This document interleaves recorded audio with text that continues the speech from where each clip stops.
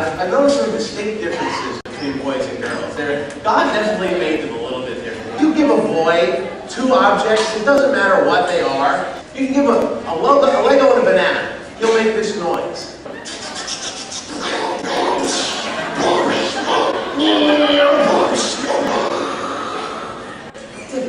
Where do they learn this? Years ago, I heard some noise in the middle of the night. I thought the TV was on. I went down the hall. My son's in his crib. He's got a chipmunk and a squirrel, and he's fighting the battle of Midway. I was like, it's 3 in the morning. You having a rough night, son? Quit saving Private Ryan and get to bed, right? Then I started wondering, what noise did boys make before they were machine guns? I bet you it went like this.